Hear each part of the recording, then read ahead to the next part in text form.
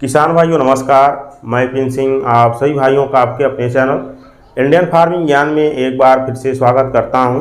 किसान भाइयों, हम अपनी सभी तरह की फसलों में शैम्पू का भी इस्तेमाल कर सकते हैं। वही शैम्पू जिसका इस्तेमाल हम बाल धोने में उपयोग करते हैं, यहाँ तक कि अपने 2 व्हीलर 4 व्हीलर गाड़ियों को धोने में भी हम शैम्पू का इस्तेमाल करते हैं। तो उसी शैम्पू का इस्तेमाल हम अपनी फसल में भी कर सकते हैं और इसके बहुत अच्छे बेनिफिट भी मिलते हैं। और इसका इस्तेमाल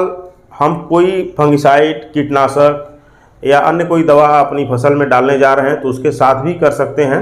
और सिंगल भी हम शैम्पू का इस्तेमाल कर सकते हैं। सिंगल करने से क्या होता है कि हमारी जो फसल होती है वह पूरी तरह से क्लीन हो जाती है। पत्तियों के ऊपर जो है धूल गर्दा जो होता है चिपका हुआ, वो सब जो है शैम्पू के साथ धुल करके जो है बह जाता है। और इसका इस्तेमाल करते समय हमें कुछ बातों का भी ध्यान रखना चाहिए। जैसे मान लीजिए आप केवल शैम्पू का इस्तेमाल करने जा रहे हैं अपनी फसल में, फसल की क्लीनिंग करने के लिए, तो आपको इस बात का ज़रूर ध्यान रखने की ज़रूरत है कि हमको धूप में जो है शैम्पू का स्प्रे अपनी फसल में नहीं करना है।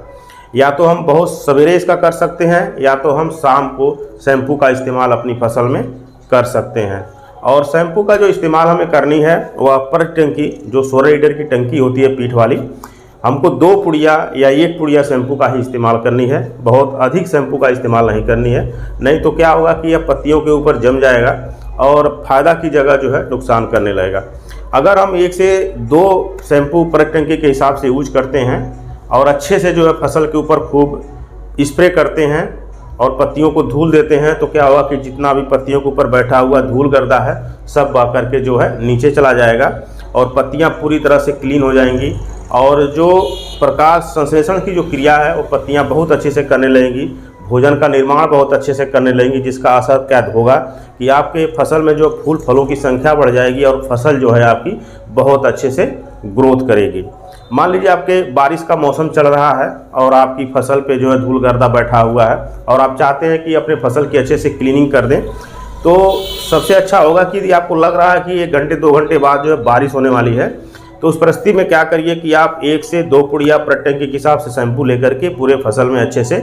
स्प्रे कर दीजिए। स्प्रे करने के बाद अगर 2 से 3 घंटे बाद जैसे ही बारिश होती है तो शैम्पू के साथ सारे धूल गर्दों को जो है बहा करके बारिश नीचे कर देगी और आपकी फसल बहुत ही हरी और क्लीन दिखेगी।